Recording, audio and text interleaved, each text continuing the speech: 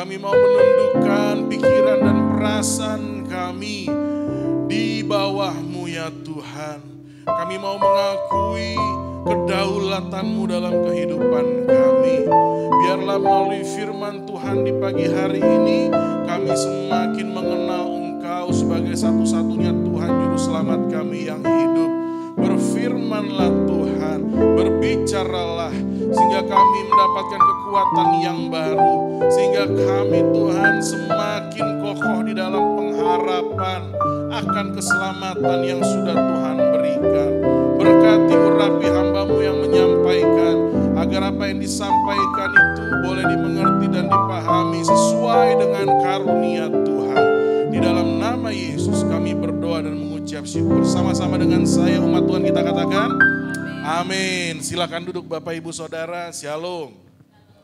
Haleluya. Senang kembali bertemu di ibadah minggu pagi hari Logos Church. Dan saya mengajak kita semua untuk melihat 1 Tesalonika 5 ayat 18.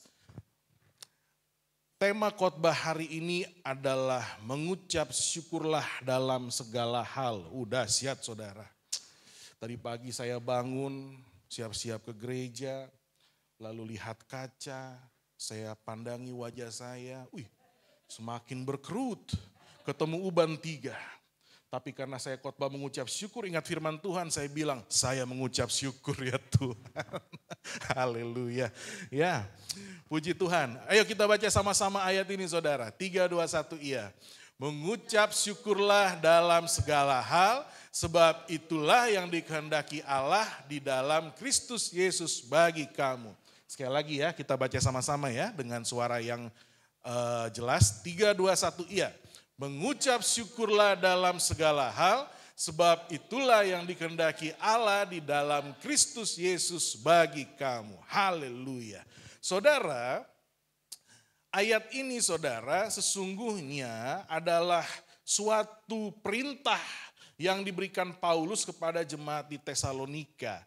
Padahal faktanya saudara, jemaat di Tesalonika saat itu kehidupannya kurang kondusif. Mereka sedang mengalami penganiayaan, mereka sedang mengalami perundungan, bahkan mereka dalam kesukaran dan kesulitan. Tetapi Paulus sebagai rasul dia katakan kepada jemaat Tesalonika, mengucap syukurlah dalam segala hal, sebab itu yang dikehendaki Allah di dalam Kristus Yesus bagi kamu. Nah saudara, hari ini kita mau belajar tentang mengucap syukur dalam segala hal. Kalau kita lihat dari ayat ini, kita bisa membaginya menjadi 3 bagian.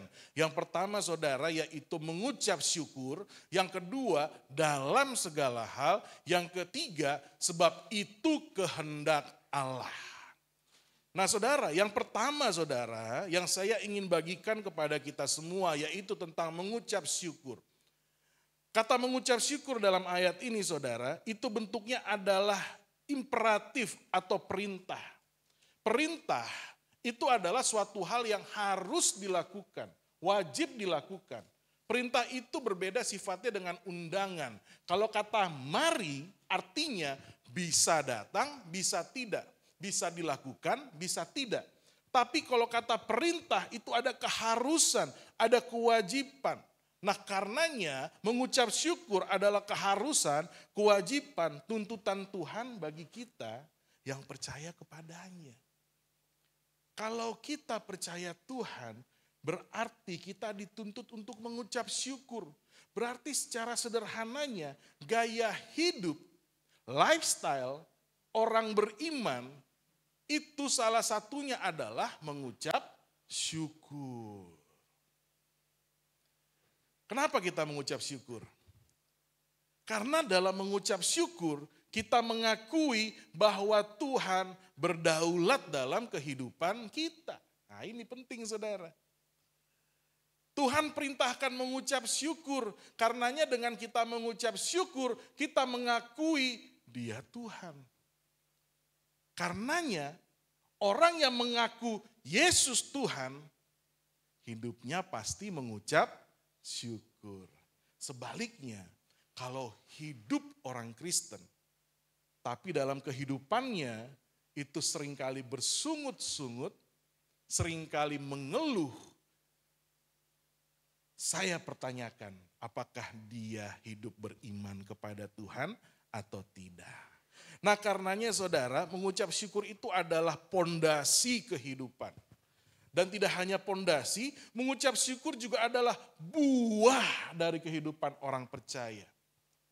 Karena dari mengucap syukur, orang melihat bahwa Tuhan bekerja dalam hidup kita. Dan dalam mengucap syukur, kita percaya bahwa rancangan Tuhan, rencana Tuhan, kehendak Tuhan baik adanya. Yang percaya katakan amin. Percaya kehendak Tuhan baik dalam hidupmu? Meskipun sakit, meskipun gak ada uang, meskipun masih ngontrak, meskipun tinggal di gereja. Nah, gak amin malah ketawa. Bapak Ibu saya mau tekankan, percayalah apapun keadaan kita saat ini, kalau kita percaya Tuhan baik, maka Dia akan menjadikannya baik. Dia akan menjadikannya baik. Nah, karena itu saudara, dalam mengucap syukur, kita bukan hanya percaya, tapi kita berharap akan Tuhan dan menanti-nantikan janji Tuhan digenapi dalam hidup kita. Apa janji Tuhan? Bagi yang sakit ada kesembuhan. Bagi yang miskin ada berkat berkelimpahan. Bagi yang susah ada penghiburan. Dan bagi yang single ada jodoh, tenang aja. Iya, yang penting mengucap syukur dulu. Betul Bapak Ibu. Ya, saya ini begini-begini Bapak Ibu juga mengalami yang namanya padang gurun. Saya mengalami yang namanya padang gurun Bapak Ibu. Lulus dari sekolah teologi, saya nggak punya bayangan. Karena waktu itu lulusan sekolah teologi STH mau kerja di mana selain di gereja. Padahal gereja idealnya tempat kita memberkati, bukan mencari hidup, berbagi hidup. Dan saya waktu itu idealisme sekali. Pokoknya saya nggak mau kerja di gereja. Saya mau melayani Tuhan. Faktanya nggak ada uang, nggak ada hepeng. Akhirnya saudara, sempat susah hidup saya. Lalu saya mencoba mengandalkan diri sendiri. Tiap Sabtu Minggu di rumah kami langganan Kompas ada yang namanya lowongan pekerjaan. Ya, ini generasi X yang umur-umur kayak saya pasti tahu. Karena dulu masih menikmati datang Kompas tiap hari. Koran ya begitu kan saudara ya. Kalau sekarang boro-boro ya. Pasti pernah orang generasi saya tuh dilempar koran tuh pasti pernah itu ya. Nah tiap Sabtu Minggu itu ada lowongan kerja dan saya siapin CV, saya kirim lamaran. Saya percaya begini dalam hati saya, masa saya anak muda, saya ini bisa segalanya, masa saya nggak bisa cari kerja. Akhirnya saudara saya dipanggil beberapa pekerjaan. Dan salah satunya yang pernah saya juga cerita sama Bapak, itu di Solid God Berjangka dipanggil. Wah dikasih janji-janji manis. Kalau kamu kerja di saham, kamu nanti penghasilan begini, begitu. Wah saham blue chip waktu itu. Karena saya pengharapannya kepada begini, begitu. Langsung saya katakan yes. Saya langsung kerja Bapak Ibu besoknya. Padahal janjinya adalah kalau closing baru digaji. Kalau nggak closing nggak digaji. Itu di Sudirman, Sonatopas Tower. Saya baru ingat tuh Sonatopas Tower. Jadi tiap hari saya bawa motor, pagi kerjaannya ngapain. Di situ ada telepon, kita yang junior itu masih berbaris ngantri telepon. Bukannya makin mudah hidup, makin sulit hidup. Tiap malam saya berdoa, bukan hanya berdoa, sambil berpuasa karena nggak punya uang. Tuhan tolong, Tuhan gak tolong. 3 bulan saya di situ gak ada penghasilan malah jadi ngutang. 3 bulan waktu yang saya perlukan untuk saya sadar bahwa di situ bukan tempat di mana Tuhan ingin saya berada. Akhirnya saya resign, saya bertobat datang sama Tuhan. Saya ngambil keputusan waktu itu puasa 3 hari. Puasa gak makan tapi minum Bapak Ibu. Karena kalau 3 hari gak makan minum mati saya. Gak makan, saya berpuasa, saya bertobat, saya merendahkan hati Tuhan. Saya hamba-Mu, Tuhan tunjukkanlah jalan. Dan saudara tahu, Dari puasa itu kira-kira seminggu saya dipanggil sama almarhum Yohanes Marbun. Saya ditawarkan main musik di Dulos Camp. Dan dari main musik itu ternyata itu pintu masuk. Saya jadi part-time di BEC BPPGBI. Dan dari part-time itu saudara, saya Tuhan angkat terus naik jadi staf tetap. Bahkan sekarang saya staf departemen, bahkan juga menjadi asisten, bahkan sekretaris dari petinggi-petinggi di kantor. Banyak hal yang Tuhan percayakan. Ternyata disitulah Tuhan ingin saya berada. Tapi saudara, awalnya dari mana? Mengucap syukur, mengakui Tuhan dulu. Bukan mengandalkan diri sendiri, tapi mengandalkan Tuhan. Ketika kita mengucap syukur kepada Tuhan, baru kita bisa melihat, oh ini rencana Tuhan yang baik. Oh ini ternyata kehendak Tuhan yang baik yang ingin kita kerjakan. Oh ini ternyata tempat di mana Tuhan ingin saya berada. Makanya gak bosan-bosan saya ceritakan peristiwa Elia saudara. Ketika dia memerintahkan firman kepada Raja Ahab datang musim kering. Dan pada waktu itu terjadilah betul musim kering. Gak ada makanan, orang kelaparan. Tapi firman datang sama Elia. Hai Elia, susuri sungai Kerit. Di situ ada burung gagak menyediakan kamu daging, menyediakan kamu makanan. Kalau Elia bersungut-sungut, aduh Tuhan, ini sungai Kerit, ini kan jalannya susah. Hutan belantara, gak ada lampu, becek. Ada binatang buas, bisa dia bersungut-sungut. Kayak bangsa Israel melewati padang gurun bersungut-sungut. Tapi Elia, dia tidak bersungut-sungut, dia taat. Dia susuri tepi sungai Kerit, meskipun itu menyusahkan, menyulitkan, membahayakan. Tapi dia taat sambil percaya dan mengucap syukur. Sampai mana? Sampai dia melihat di tepi situ ada burung gagak sudah membawa makanan. Disitulah dia berhenti, beristirahat, menikmati berkat Tuhan, saudara. Nah saudara, hari-hari ini mari kita mengucap syukur dalam kesulitan. Supaya apa? Supaya hati kita bisa peka, melihat, mendengar rencana Tuhan yang baik dalam hidup kita. Iya, jangan kayak bangsa Israel saudara. Ketika Tuhan memanggil mereka keluar dari Mesir melalui hambanya Musa, mereka bersorak-sorai, hore saya bebas, hore saya lepas. Tapi baru berjalan 3 hari, 4 hari, seminggu, gak ada air, bersungut-sungut mereka menyalahkan Musa. Tuhan tolong gak? Tuhan masih tolong. Tapi setelah Tuhan tolong mengucap syukur gak?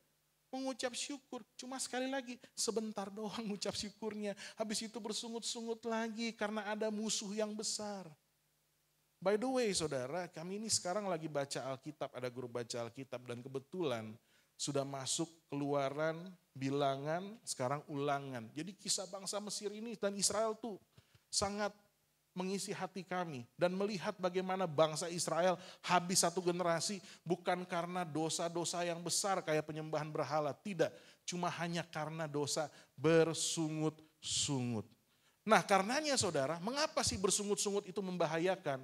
Karena dengan bersungut-sungut kita tidak mengakui kedaulatan Tuhan. Makanya saudara ini yang aneh ya, ini yang aneh. Orang Israel pada waktu itu jelas-jelas melihat kehadiran Tuhan. Dari mana jelasnya? Tiang awan, tiang api. Malam-malam tiang api, siang-siang tiang awan. Ada Tuhan loh di situ. Tapi ada Tuhan yang nyata, masih berani-beraninya bersungut-sungut. Wih, itulah tegar tengkuknya bangsa Israel. Makanya ini menjadi peringatan akan kita. Tuhan katakan dalam Ibrani, jikalau kau mendengar firman Tuhan, jangan kau keraskan hatimu, lembutkan hatimu. Bagaimana melembutkan hati? Dengan mengucap syukur kepada Tuhan. Itulah mengucap syukur. Jadi itu yang pertama saudara, mengucap syukur kita mengakui Tuhan. Mengucap syukur kita percaya, kita berharap kepada Tuhan. Mengucap syukur kita percaya rencananya, kehendaknya baik dalam hidup kita. Yang kedua, kata dalam segala hal. Nah, dalam segala hal ini menunjukkan keutuhan yang terjadi dalam hidup. Menyeluruh, komprehensif, segala yang dialami, hal yang menyenangkan maupun yang tidak menyenangkan, gagal maupun sukses, sehat maupun sakit, suka maupun duka, yang kita mengerti maupun yang tidak kita mengerti. Dalam segalanya ini kita dituntut untuk mengucap syukur. Memang saudara, ketika saya baca ayat ini saudara, dan melihat dalam segala hal, dalam artian menyeluruh komprehensif, jujur saya agak gemetar dan merinding. Kenapa? Karena saudara, kalau misalnya ada orang yang bisa mendemonstrasikan ini sungguh-sungguh, wow. Saya mau katakan, wow. Karena dalam segala hal saudara, saya aja yang pendeta, saya aja yang baca Alkitab, gereja pagi sore, kadangkala saudara, bukan restoran Pak, gereja pagi sore Pak. Kadangkala saudara masih suka miss dalam segala hal.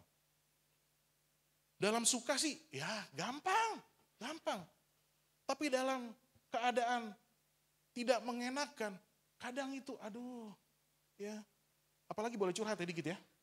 Boleh ya. Apalagi kalau misalnya habis dimarahin istri, aduh saudara. Iya kan? Kalau dimarahin istri pada waktu dia masih muda, masih terbalas oleh cantiknya lah kan gitu kan. Bukannya sekarang gak cantik, bukan ya Bapak Ibu ya. Jangan salah mengerti, bukan begitu. Tapi maksudnya berat saudara. Nah apalagi sekarang saudara, ketika saya ini menghadapi bapak saya. Bapak saya dulu gagah, ganteng. Di keluarga kami dia paling ganteng. Jujur, gagah, kurus, langsing, slim. Kalau nggak percaya saya punya foto-fotonya. Tapi sekarang saudara, bahkan sebelum sekarang, dulu bukan hanya itu, tapi beliau juga orangnya tuh tegas.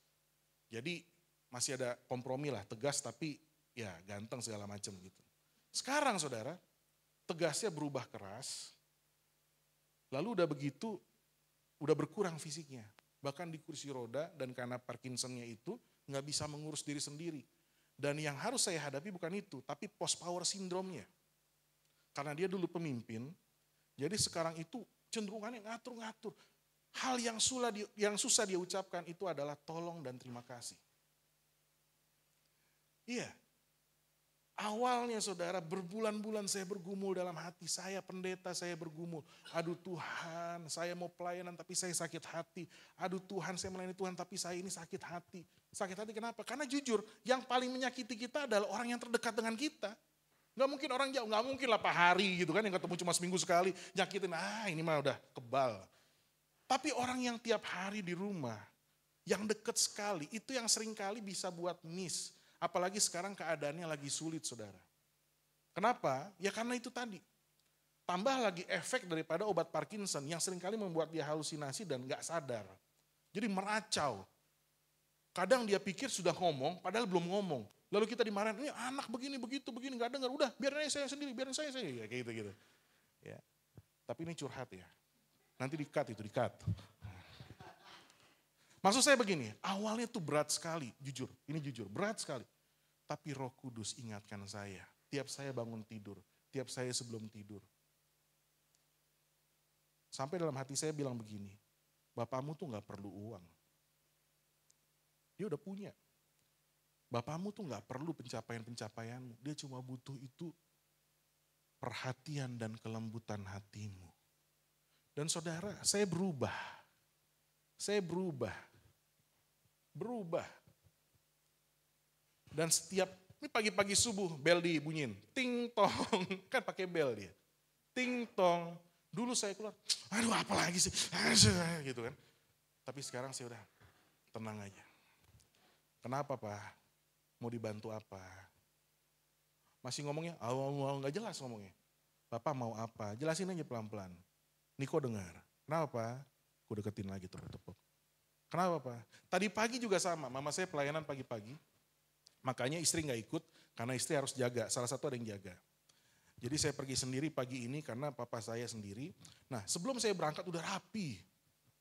Ya rapi kan? Udah rapi sudah. Tiba-tiba ting tong, udah mau pakai sepatu. Ting tong, saya masuk kamar. Kenapa Pak? Ada yang bisa dibantu? Masih nggak jelas, tapi habis itu Bapak ngomong apa? Ini, tolong pakein pampers. Wah dulu saudara, saya itu boro-boro mau gitu. Menundukkan badan aja itu rasanya bersungut-sungut banget disuruh-suruh gitu kan. Anak pertama gitu. Tapi ini saudara, tadi pagi rela saya. Seperti sebelum-sebelumnya juga saya sudah rela, karena memang sudah berdamai, sudah mengucap syukur dalam hati. Kenapa saya bersyukur? Karena saya bersyukur bahwa Tuhan itu benar-benar memberikan Bapak tuh kesehatan gak kayak orang lain. Ada orang lain tuh yang stroke susah banget saudara. Saya udah ngelihat orang lain itu susah sakitnya gitu. Kadang-kadang dia bocor juga gak tahu, tapi Bapak saya masih dalam keadaan begini. Jadi saya masih bersyukur ya Tuhan. Bersyukur juga Bapak saya masih bisa ngomong. Bersyukur juga Bapak saya masih bisa manggil. Saya menunduk, saya pakein pampers. Kakinya susah kaku. Karena obat Parkinson tuh, kaku. Saya pegang, angkat. Mau pegangan ke depan, jadi tiap kamar kami tuh ada pegangan besi. Buat pegangan tangkai, pegangan kamar mandi. Tapi udah Pak yang kuat ya, udah gak kuat. Ya sabar Pak, tedang dikit lagi. Udah gitu saya pamit, Pak saya mau pergi ya, pelayanan gereja. Mama udah mau pulang, udah Pak ini udah jam 8, Mama ntar jam 9, sabar aja, Bapak istirahat aja. Pokoknya tenang aja. Dan tahu gak, Bapak saya itu gara-gara saya tenang, seringkali dia itu jadi ikut tenang. Beda kalau di handle Mama, makanya apa yang diandalkan di rumah tuh seringkali saya. Seringkali saya, gak adik saya, enggak. Kenapa? Karena di sini saya menemukan, dengan mengucap syukur saya tenang. Dengan ketenangan saya, orang tua saya jadi tenang. Ternyata ketika kita mengucap syukur dalam segala hal, itu bukan hanya mengubah kita. Bukan hanya mengubah Bapak Ibu, tapi juga bisa mengubah situasi dan kondisi. Makanya kata dalam segala hal ini saudara sebenarnya sedang menekankan bahwa jangan keadaan yang mengatur hidup kita. Tapi kitalah yang mengubah keadaan. Karena Tuhan bekerja melalui hidup kita. Sehingga dalam hal yang sulit sekalipun, dalam hal yang sukar sekalipun, tetap ada sukacita dan tetap ada keselamatan pertolongan. Disitulah kita melihat Tuhan bekerja. Ada satu kisah di dalam kehidupan Daud ketika dia dikejar-kejar Raja Saul, padahal dia nggak salah. Dikejar-kejar Raja Saul, kayak anjing pemburu itu Raja Saul. Sampai akhirnya Daud memutuskan dia bersembunyi di tempat yang namanya Gua Adulam. Orang yang diurapi menjadi raja harus lari jadi buronan, lalu kemudian tinggal di tempat yang sangat kotor dan gelap, namanya Gua Adulam. Dan yang lebih wow lagi dia berlindung di Gua Adulam, datang orang-orang berlindung juga ke situ. Masalahnya bukan orang-orang yang membawa berkat Bapak Ibu. Alkitab bilang penjahat, perampok, pemerkosa. Datang ke situ 400 orang jumlahnya. Kalau Daud bukan orang yang bersyukur, Daud bukan seorang yang bersyukur, dia pasti ini apa lagi sih Tuhan, gue lagi susah dikasih orang susah. Pernah gak begitu? Lagi susah dikasih orang susah. Nah ini Daud ini. Lagi susah dikasih orang susah. Tapi Daud dia gak bersungut-sungut. Dia gak ambil pusing. Dia malah layani mereka. Alkitab mencatat dia menjadi pemimpin atas mereka. Sulit gak jadi pemimpin orang susah? Sulit kalau gak mengucap syukur. Dan Bapak Ibu tahu lulusan Gua Adulam itu trisulannya Daud. Orang-orang yang setia pada Daud. Wih, ternyata kalau kita mengucap syukur bukan keadaan yang ngatur kita. Tapi kita bisa mengubah keadaan yang sulit menjadi berkat. Wah luar biasa.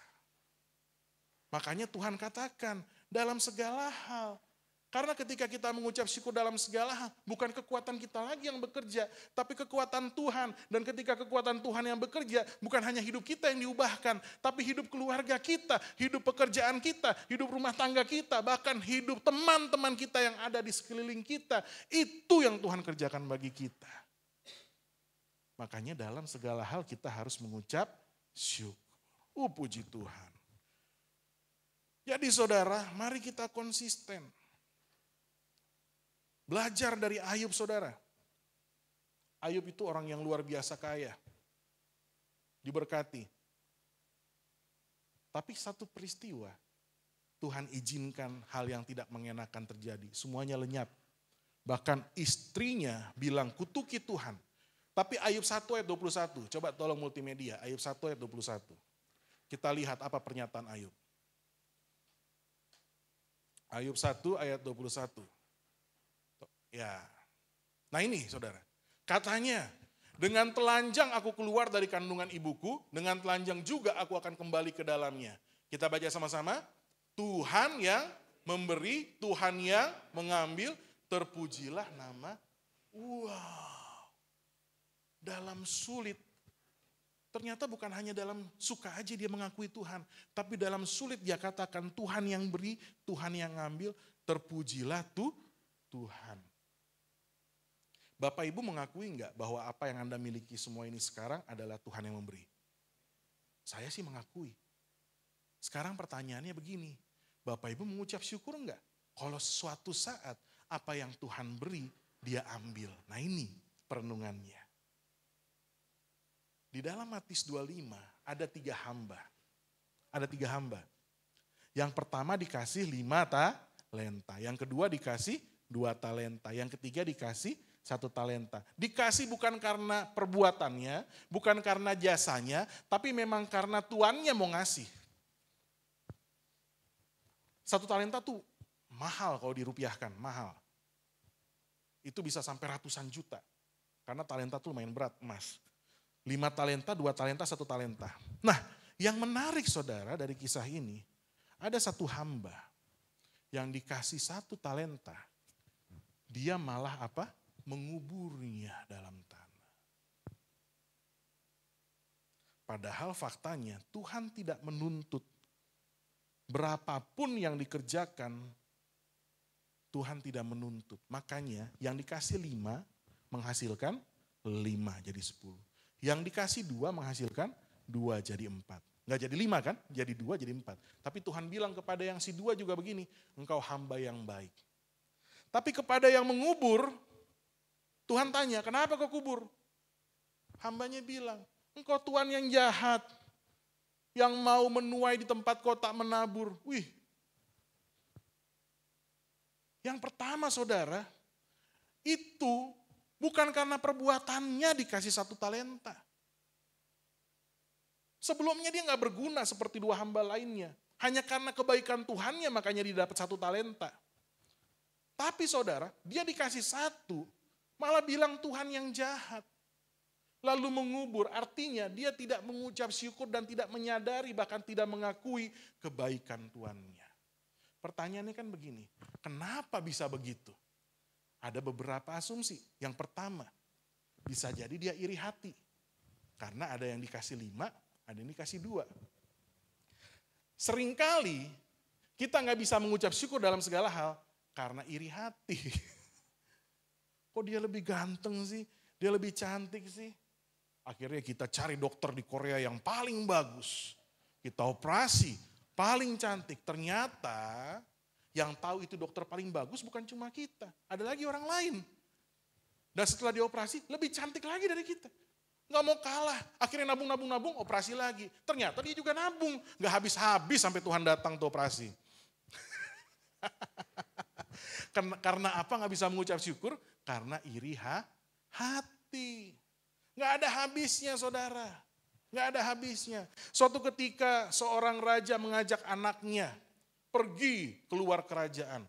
Dia kasih lihat segala sesuatunya di luar. Orang-orang miskin, semua orang-orang desa dikasih lihat. Lalu setelah perjalanan kembali ke istananya, raja itu tanya sama anaknya, "Nak, apa yang kau pelajari dari perjalanan ini?" Anaknya bilang begini, "Ternyata Pak, meskipun kita punya kolam renang yang besar, kolam renang mereka lebih luas karena telaga yang besar. Meskipun kita punya lentera lampu di ruangan kamarku yang banyak, ternyata lampu mereka bukan hanya lebih terang tapi lebih banyak karena itu bintang-bintang di langit. Meskipun saya punya piaraan anjing 1, ternyata mereka banyak sekali piaraannya padahal anjing-anjing liar." Artinya apa? Sesungguhnya mengucap syukur cuma soal perspektif. Kita mau lihat dari cara pandang Tuhan atau dari cara pandang orang? Kalau melihat dari cara pandang orang, kita kan selalu iri hati. Tapi kalau kita mau melihat dari cara pandang Tuhan, dia the maker, pencipta. Kita diciptakan sungguh amat baik. Artinya apa yang ada pada kita sebenarnya sudah ada baik. Dikasih 1 talenta itu pun baik menurut Tuhan. Nah karenanya mari kita akui dia baik, bukan dia yang jahat. Kita aja yang harus peka. Baru bisa mengucap syukur dalam segala hal dan tidak mengubur apa yang kita punya. Ada amin saudara? Jangan iri hati. Ya Jordan ya. Jangan iri hati. Ya Binsar. Nah, bersyukur ya. Meskipun teman-temanmu punya mobil, motor, punya donatur, pelayanan kayaknya tempat yang tinggi di depan mimbar, tapi kamu cuma duduk, hanya singgah, tapi jangan iri. Percaya Tuhan punya rencana yang baik. Itu dia. Jadi saudara, dalam segala hal dimulai dari mari kita ubah perspektif kita. Mari kita fokus kepada Tuhan. Pandang Tuhan. Jangan salah fokus. Itulah yang dimaksud dengan dalam segala hal. Nah saudara, yang menarik lagi saudara, ternyata Paulus dia tidak hanya berteori. Dia tidak hanya menulis doang, omong doang, enggak. Dia juga menunjukkan bahwa melakukan ucapan syukur dalam segala hal. Coba multimedia bantu saya, buka 1 Tesalonika 1 ayat 2.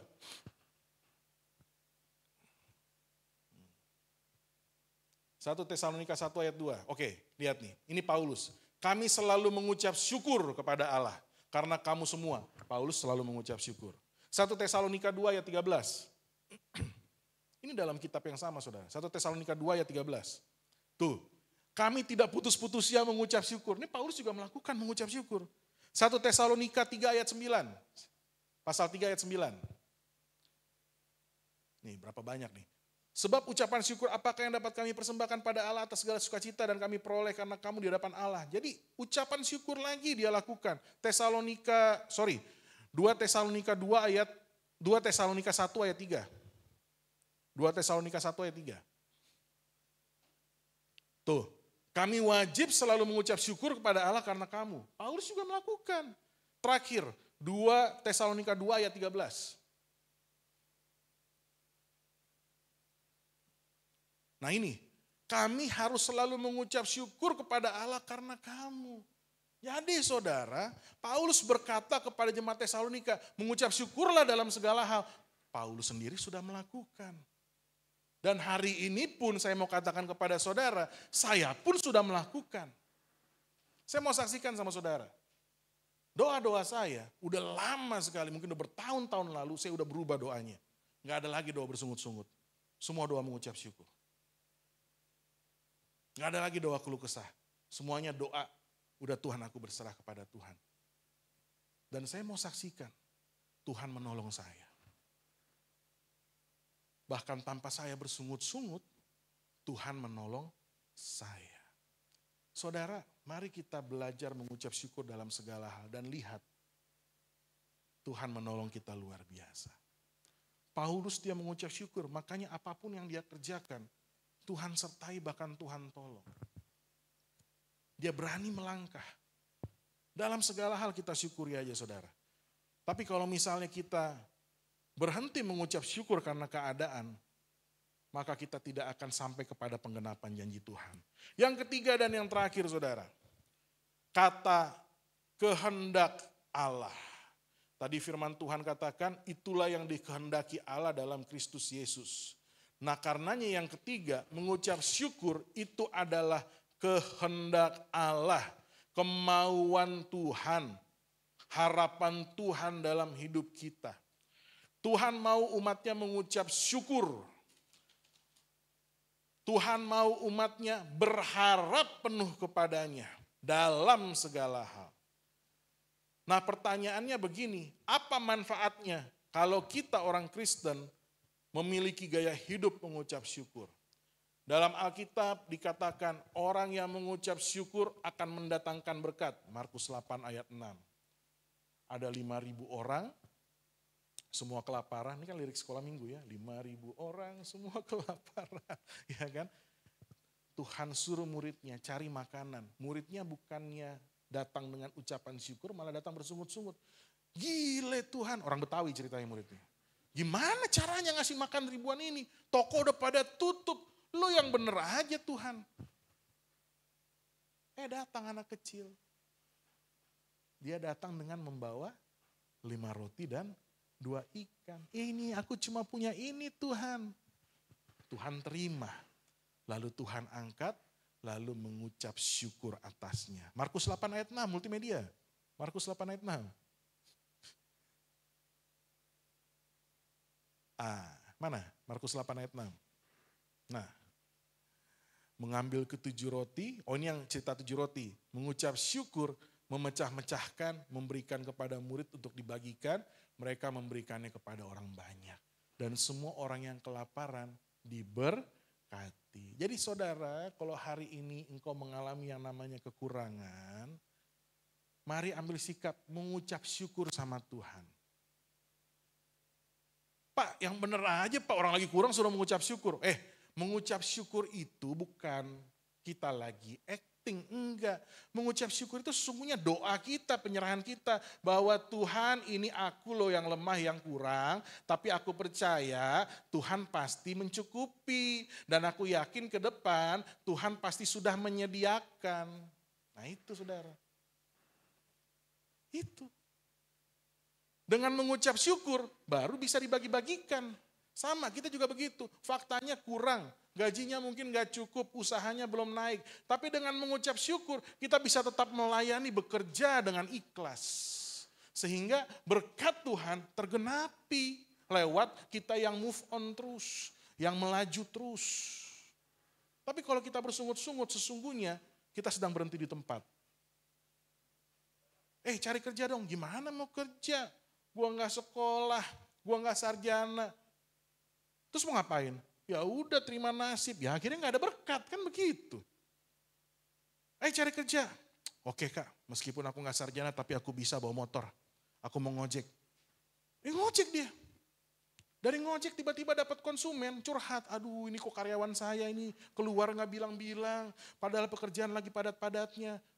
Kedengeran sama yang ngojek. Pak, saya bisa bantu Bapak. Dapat kerjaan dari ngojek, bisa begitu loh. Meskipun ini sinetron yang saya buat saudara, tapi bisa begitu.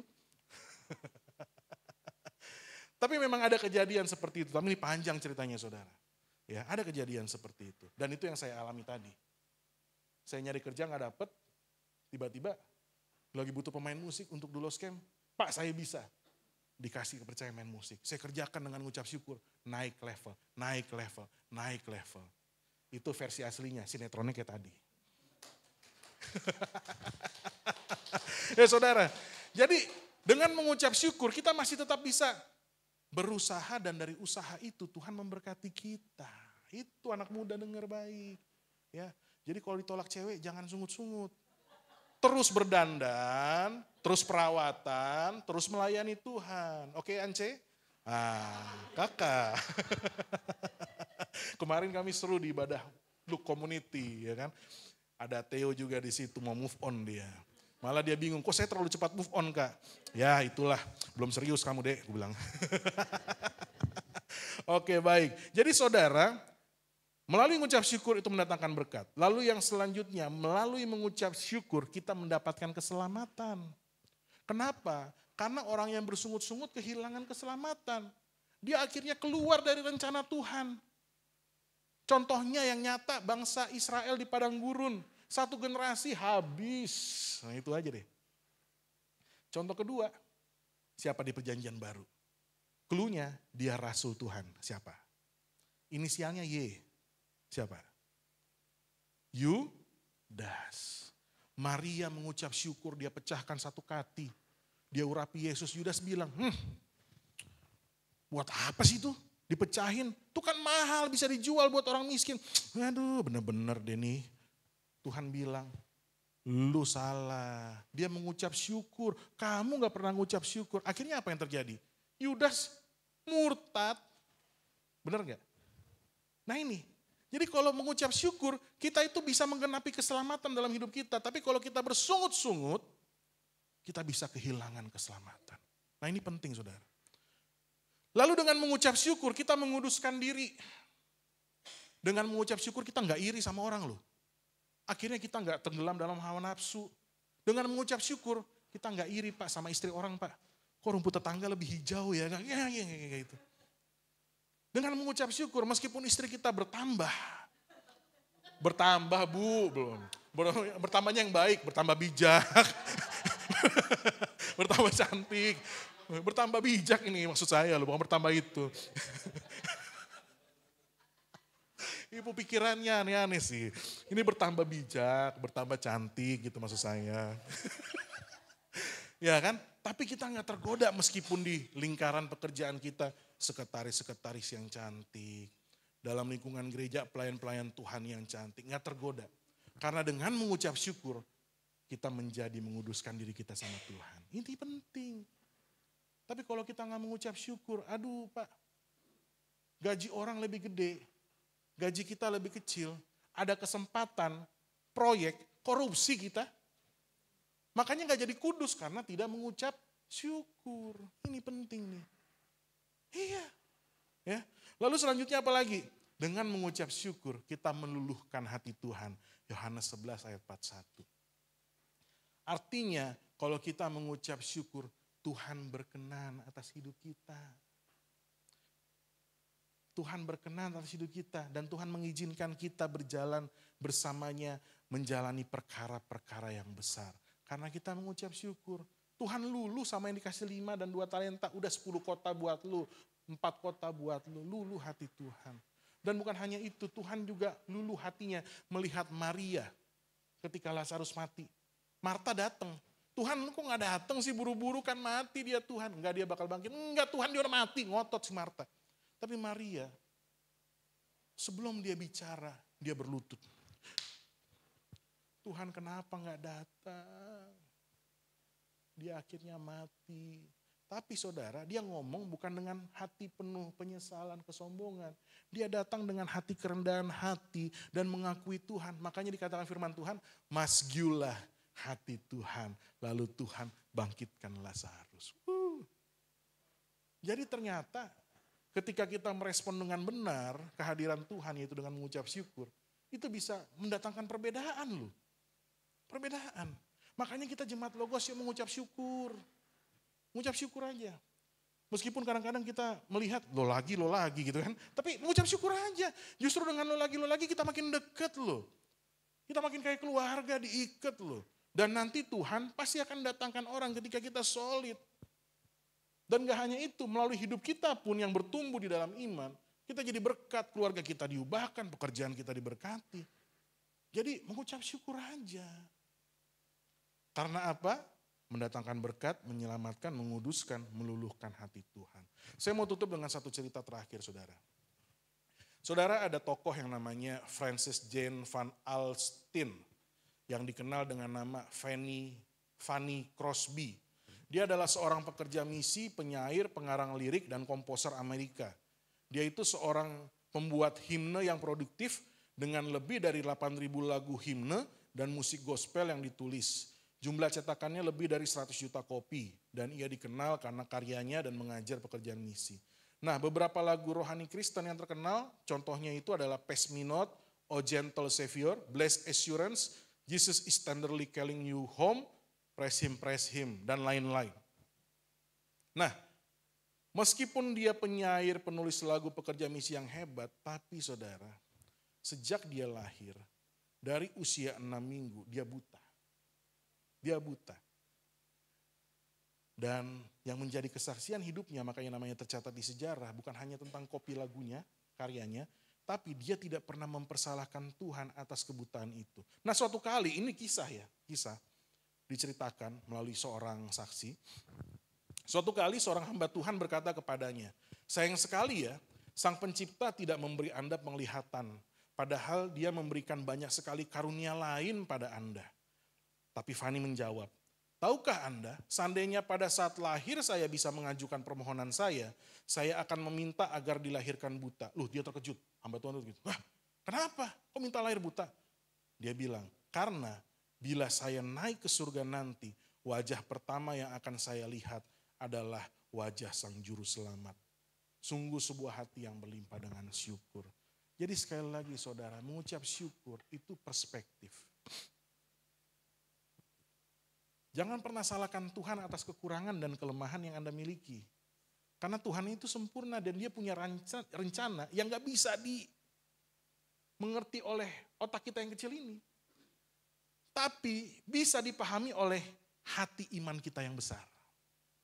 Semakin kita memperbesar iman kita, semakin kita melihat, oh ternyata memang Tuhan itu baik. Sama kayak Fanny Crosby. Dia buta tapi dikasih karunia. Bahkan di saat umurnya udah senior ditanya, kalau kamu minta sama Tuhan, mau nggak kamu minta nggak buta? Dia bilang enggak. Justru saya minta supaya saya lahir buta sehingga ketika saya di surga, wajah pertama yang saya lihat juru selamat itu ucapan syukur, saudara. Makanya belajar mengucap syukur dalam segala hal. Bukan hanya dalam keadaan, tapi juga di dalam keadaanmu saat ini. Kekuranganmu, kesakitanmu, kehidupanmu, belajar mengucap syukur. Karena itu yang dikehendaki Tuhan. Kenapa Tuhan berkehendak begitu? Supaya kita bisa melihat kehendaknya dan kita berjalan di dalam kehendaknya. Amin untuk firman Tuhan. Mari kita tundukkan kepala kita. Kita mengangkat pujian, jiwaku merindukanmu.